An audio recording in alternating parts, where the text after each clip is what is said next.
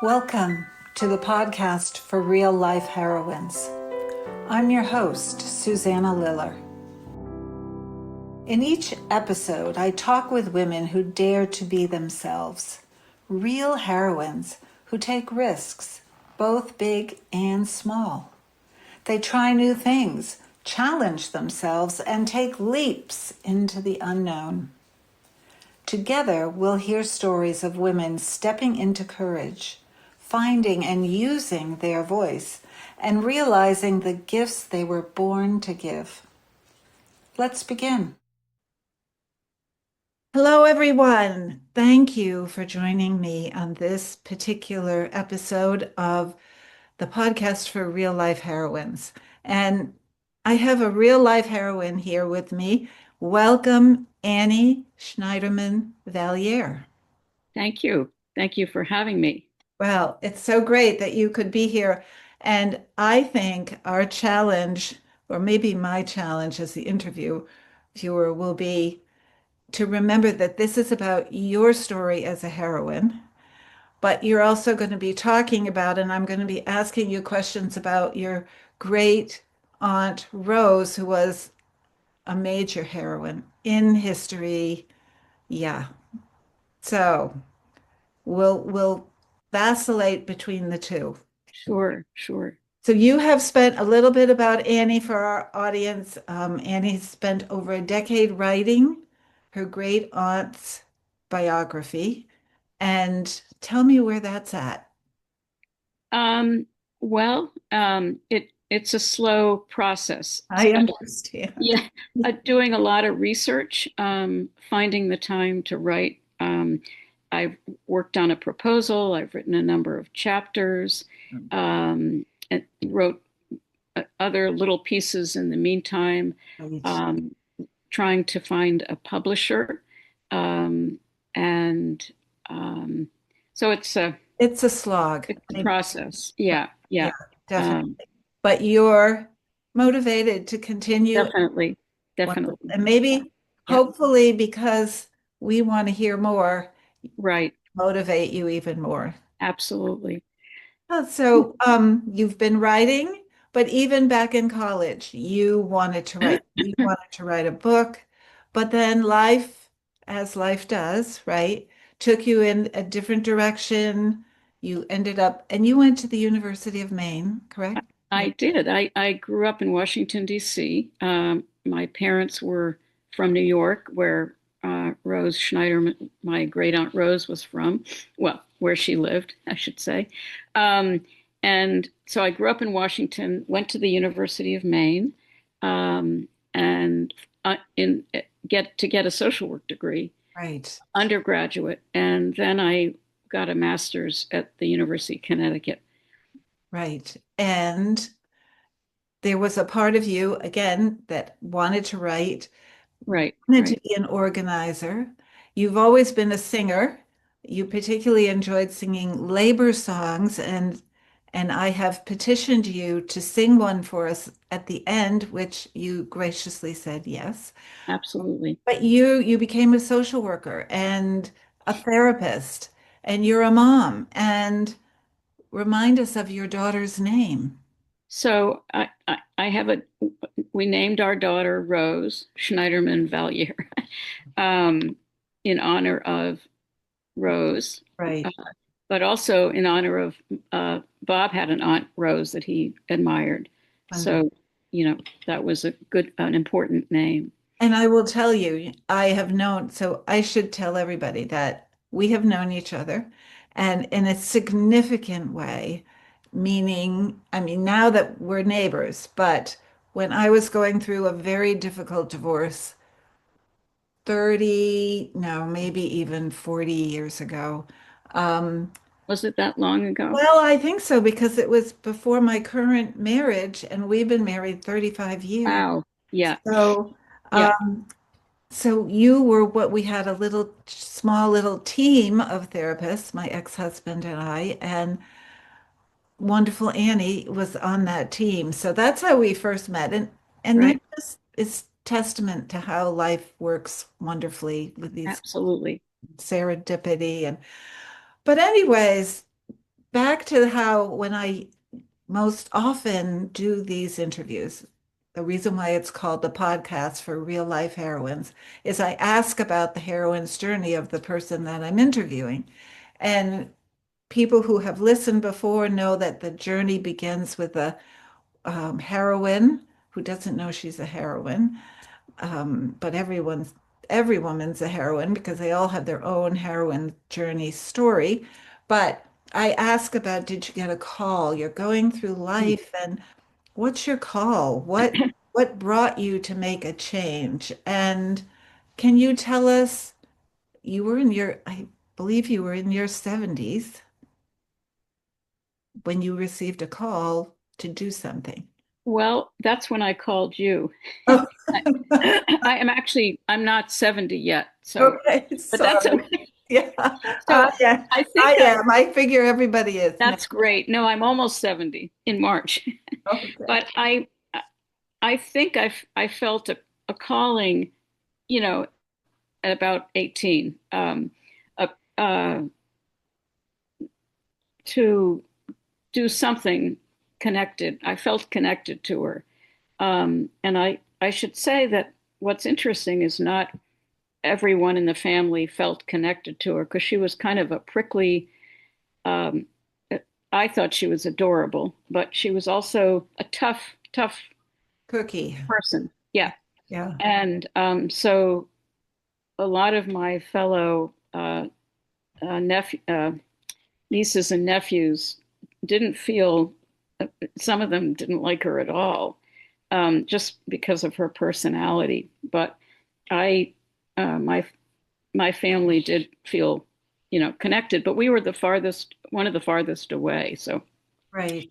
anyway, I think her passion for working with people, for helping, not just labor, but I learned later that she was, involved in suffrage, and I learned a lot more about her between the when she died at 16 and on, and in 18 started to really learn more about her. And then I wanted to be a community organizer.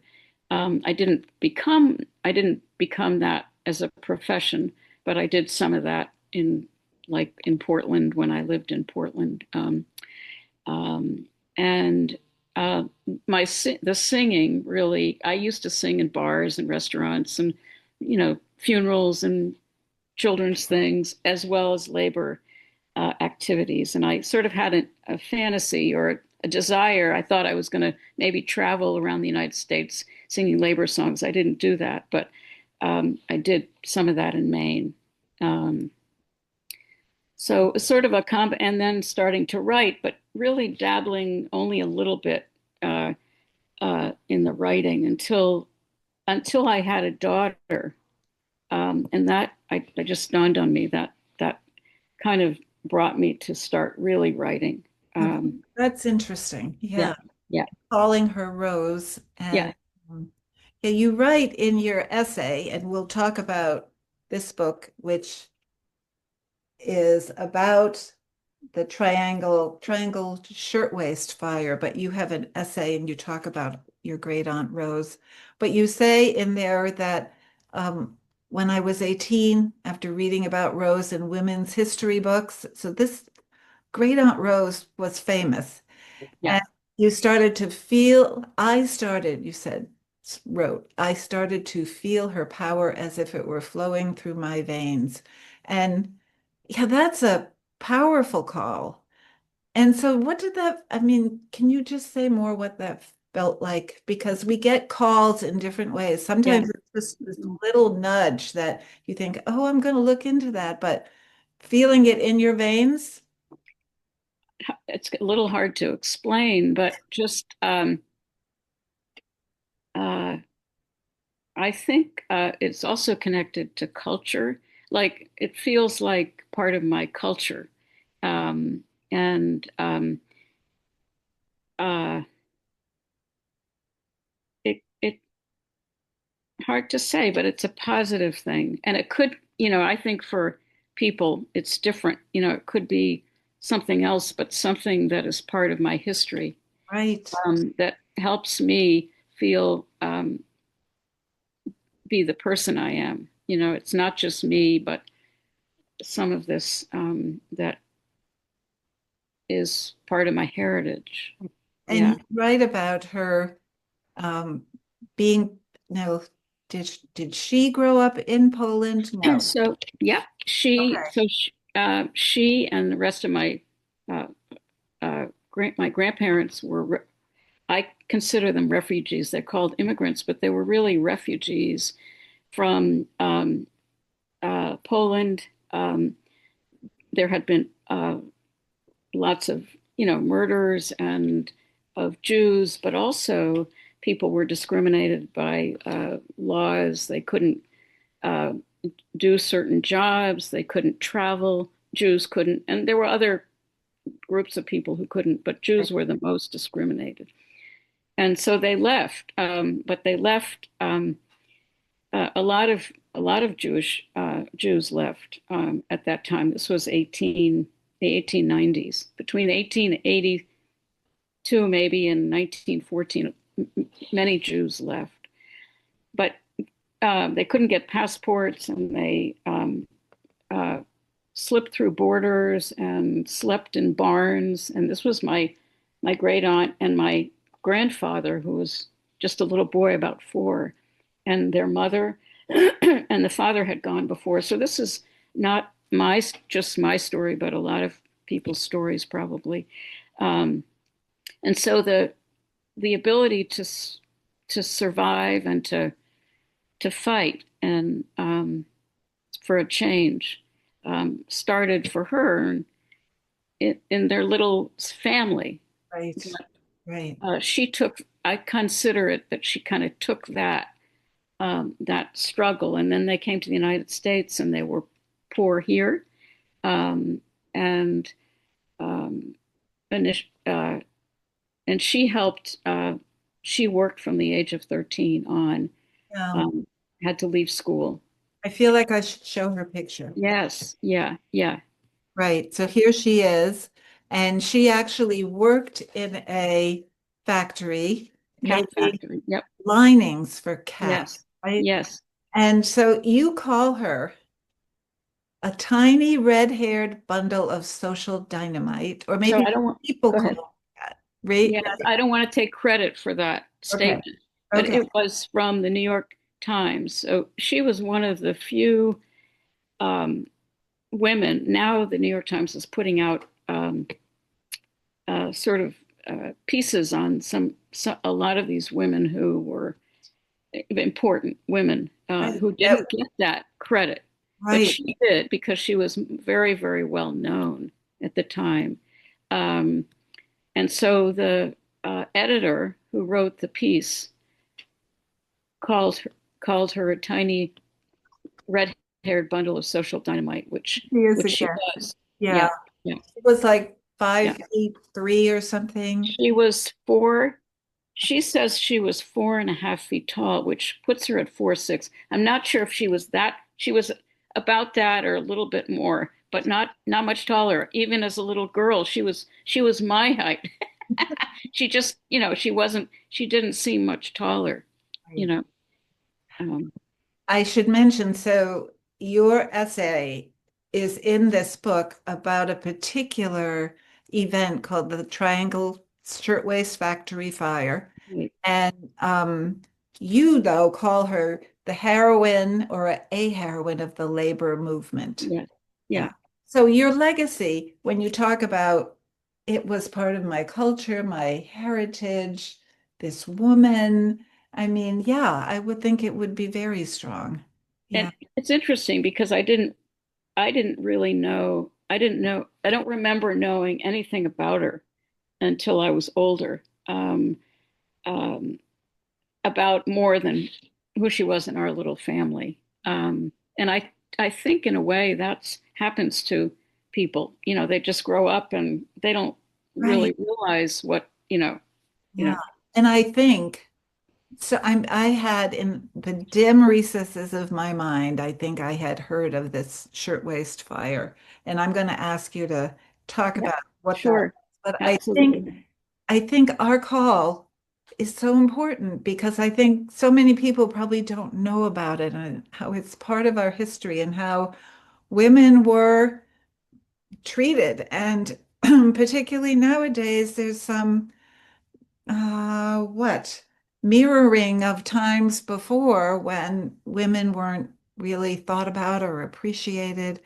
Mhm. And it's important to bring it back up again. My grandmother, Susanna, immigrated from Hungary, not because mostly because of the economic situation there at the time, but around the same time as, well, early 1900s. Mhm. And she worked in Bridgeport, Connecticut in the Warner corset factory. Wow. And people Wow. hearing about a course, because of course we don't have corsets, but she always said she did piecework, and it kind of ruined her eyes because it's very small.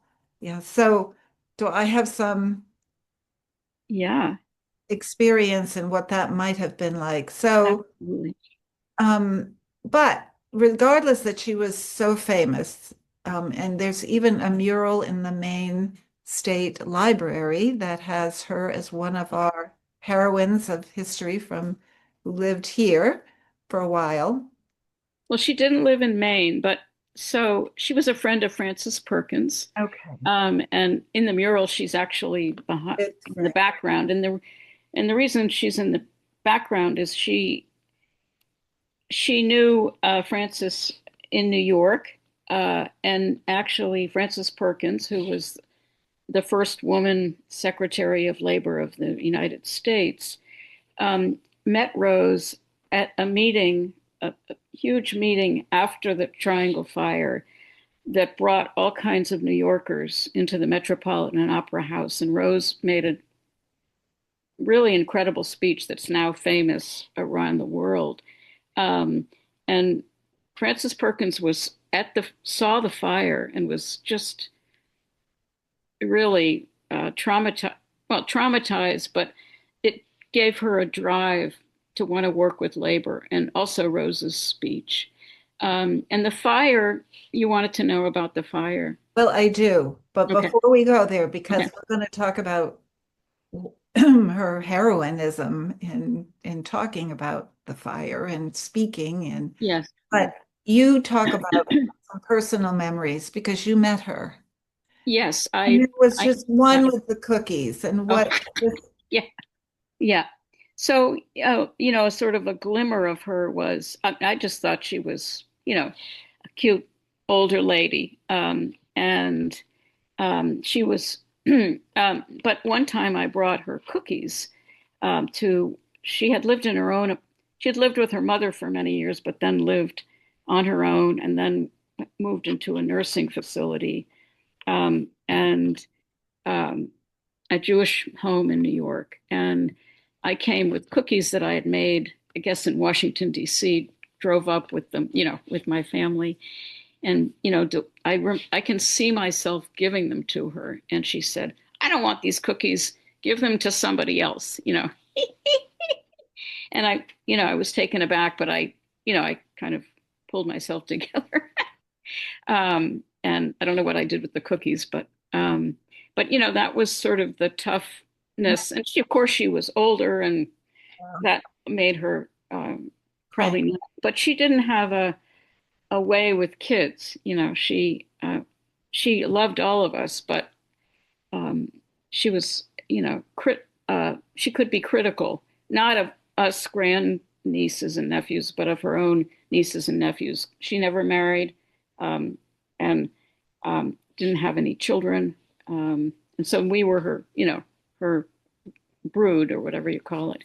And for her to have done what she did, which I'm going to say in a minute, just quickly about it, and then ask you to talk about the fire. But, Sure. you have to be tough. Oh my gosh. Absolutely. And this was, so she was into all kinds of women's rights. She, from 1909 to 1940, she fought for minimum wage, worker safety, universal health care, international women's rights.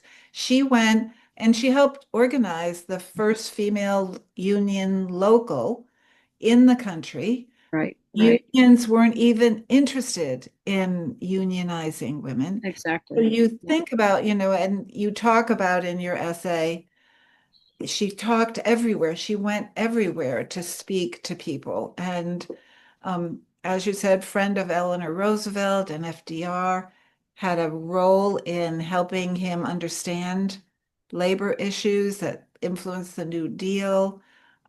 So much, and that was part of the challenge of thinking about speaking with you is we could talk about her, and you trying to capture her for us. But just she was something, and so you have to be tough. And right. you've written many articles about her. But again, this book is an anthology and a collection of essays having to do with this fire. So Right. tell us, what was the Yeah. Yeah. Triangle Shirtwaist Fire? Okay. Um, it was a fire in New York in a large factory. There were 3 floors.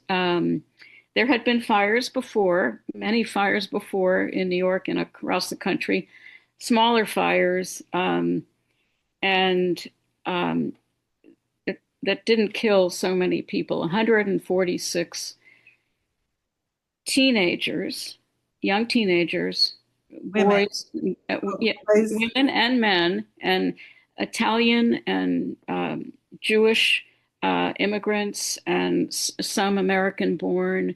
Very few uh, blacks were there because they weren't hiring at that time many black. There were so.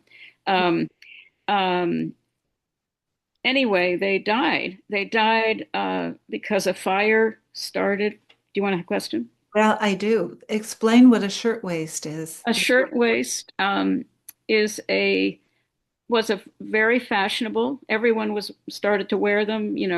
Wealthy women, poor women, everybody. And it was a shirt that kind of came down to the waist and came out, and people were wearing skirts, so they could be very fancy ones or very simple ones.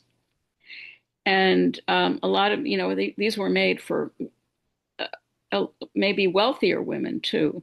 It was, Um, isn't it the look of the Gibson girl? yes, They, perfect. you Yeah, that was it. that That in was your it. mind. Yeah. Um, and so the fire um, started possibly by a cigarette, um, and there was oil everywhere. The factories were very combustible. There was lots of garments, and um, people did smoke. They weren't supposed to, but they did smoke. Everybody was crowded together. There wasn't much aeration. The doors in some places were locked and shut. Um, it was very difficult work, and just this particular building actually was fireproof, but what was inside was not fireproof. And there were very poor. There was one fire escape that fell apart during the fire. So women, not just women, but all the people. Some of them died in the building, suffocation. Some of them died.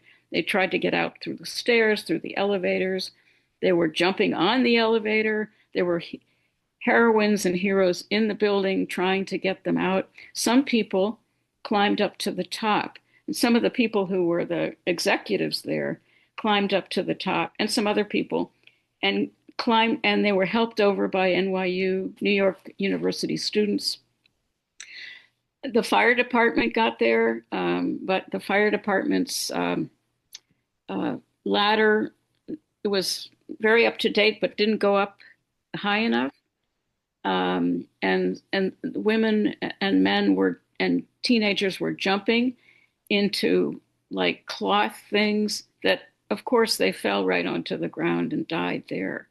And so people out in the Lower East Side of New York came out and were just watching. And this was sort of part of the village, Washington Square, where NYU is. Um, and it was horrible. I don't, interestingly enough, recently I've been talking to somebody who thought that Rose was there. I don't know if she was there. She never said she was in her memoir. She has a memoir um, right here. All for It's one. her Hmm. memoir. Anyway, but she certainly got there. She didn't live far away. It was a Saturday, or she might have been somewhere else. Um, and after the fire, I mean, this was something that, because also there were young girls, it really hit home to people. And there were a number of women organizers and activists. The Women's Trade Union League was an organization, and the International Ladies Garment Workers Union. Rose was a part of both of those. Um, were active, trying to get women unionized, and actually they had tried to get the Triangle folks unionized, but they held out. The company held out and refused to, agree with things that would have helped the situation.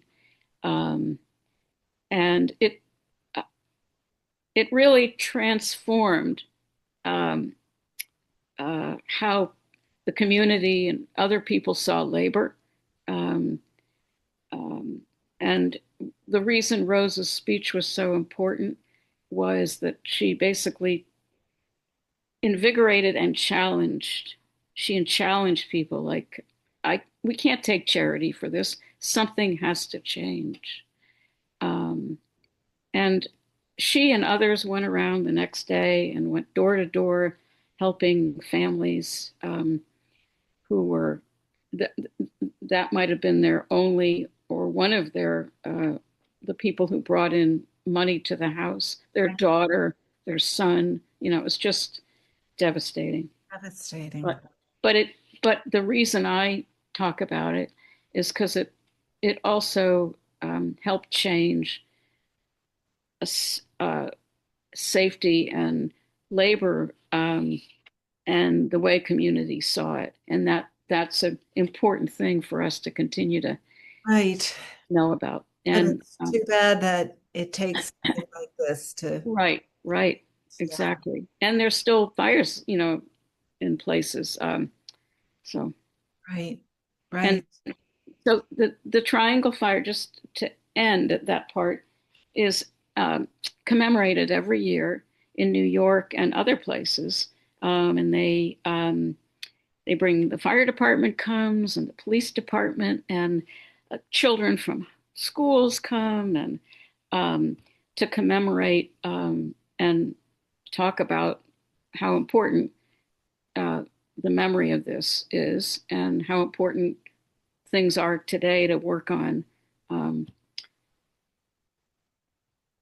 Right. Equality for everybody. yes, yeah, Um, and you went yourself like to the 100th year. right anniversary.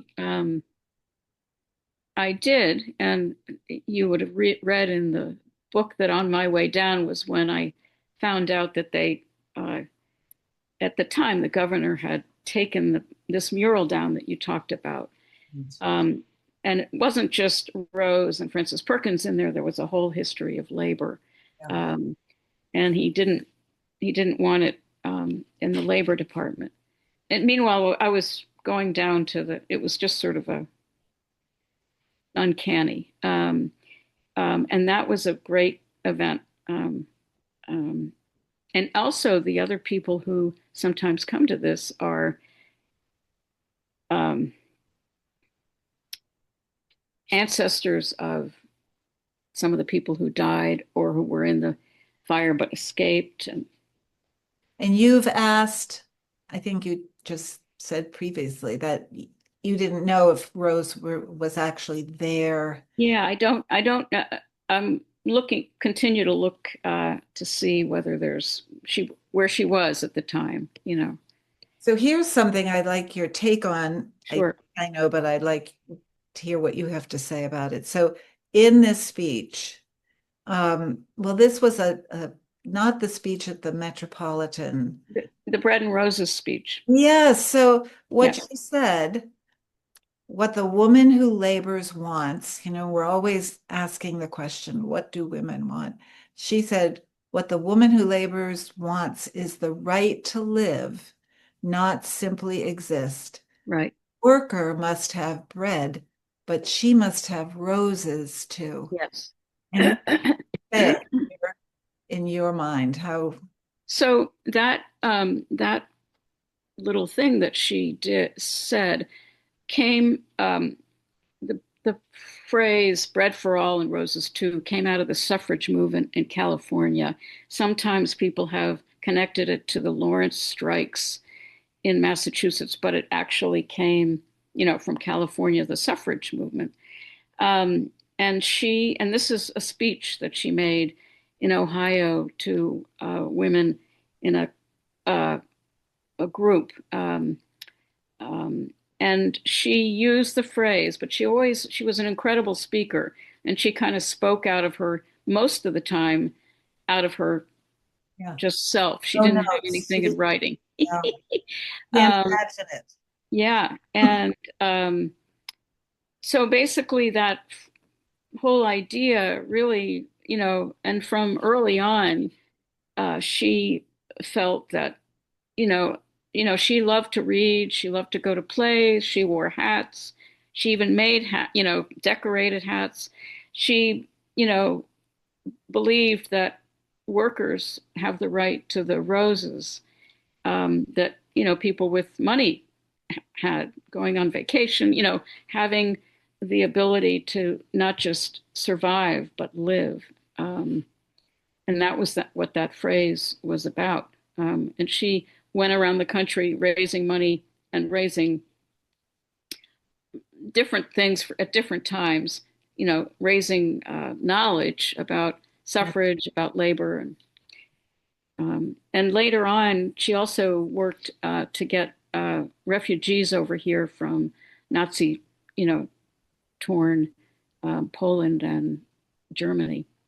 So do you think that she died fulfilled? Like, do you think she felt she had made a difference? Well, yes, yeah, I think she probably did feel that she made a difference.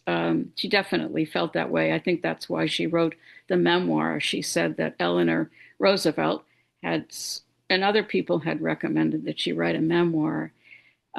But she was not, I don't think she was the happiest of persons, people. And, all of us are complicated, and she was complicated.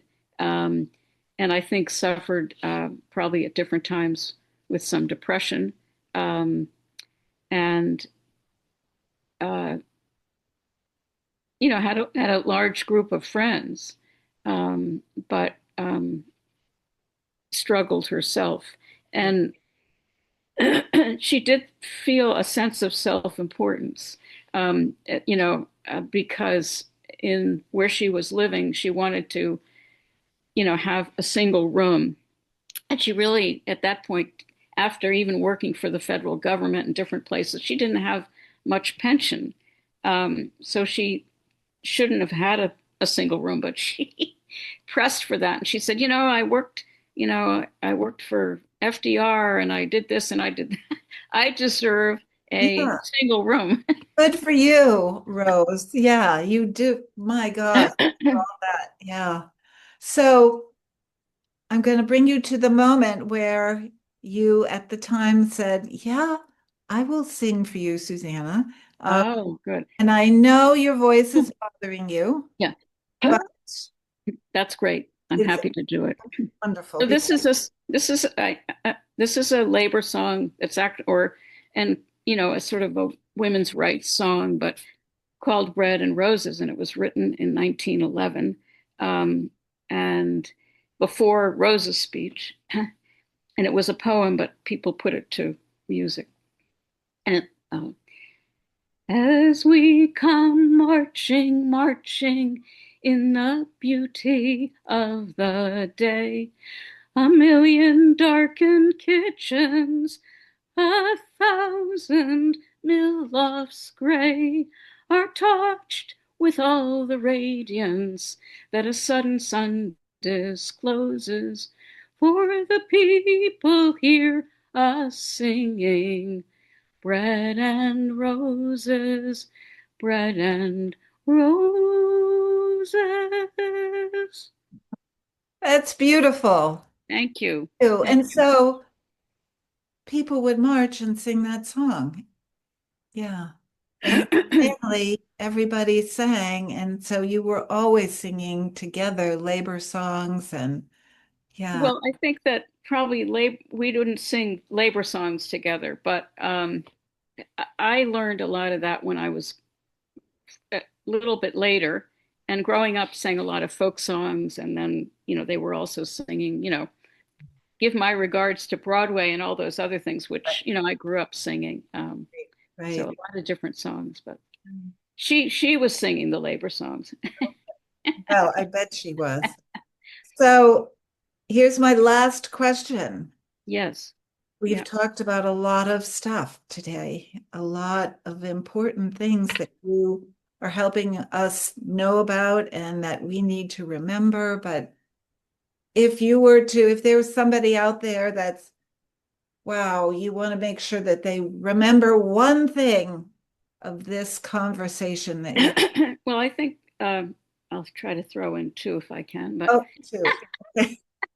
one is, this isn't so much about Rose, but it's about uh, our families and backgrounds. Is that what I realize is that it it's important to write or talk or share or learn about our families, and not everybody has to be a hero or a famous person, but they like your great grandmother, Right, right. that gives us life, and the sharing with our children or whoever. um, it's those stories that are important. Yeah. um, Part of our story, our Relationships, yeah, identity. yeah. Yeah. So that's one thing. Okay. The other thing is that her legacy really, and the reason I share it, one of the reasons is because I think that it's important that we continue uh, to, there are different passions that people have, and things that we want to do to make changes. But today, so many of the things that were part of her legacy are being really torn apart, and that we continue to struggle or fight in different, could be little ways and it could be big ways, but doesn't doesn't have to be a big thing. That we can be doing things to help our families, our country, uh, Neighbors. larger world, our neighbors. Yes, yeah. So Rose would be all over this, She right? would. Would. So She's rolling in her grave. I'm sure. Oh, Annie, thank you so very much for doing that. Absolutely. Thank you. Thank you. I This was great. Yeah. learn more every time. I just want to tell you one more thing, that this Yeah. book that came out, and there's so many wonderful essays, all kinds of essays, was put out in Italy, not in Italy, but it was republished in Italian. Meaning this book, your book of, This book is the right. same book, but it's in Italian. And let us see Uh, that picture a little bit. yes, Hold it up. of the workers. Yeah. That's how they sat. So, Yes, so close together. yeah, yeah. Okay, lots to think about. Thank you so Again, much, Suzanne. And thank you. thank you, all the listeners. Thank you, all the listeners. And please listen. Next month, we'll have somebody else to chat with, and I hope you'll join us. Again, thank you, Annie. And Thank you. everybody, I'm not sure when this is going to come out. I think we will have had our holiday. Hope you have a wonderful new year, and we'll see you next time. Bye-bye. Thank you for joining us for this episode of the podcast for real life heroines. Your time and presence mean the world to us. If you're hungry for more inspiration and ready to craft your own heroine story, connect with Susanna outside of the show. Visit SusannaLillard.com to discover her courses and programs designed to empower you on your journey. Until next time, may your days be filled with the courage and strength of a true heroine. Stay inspired.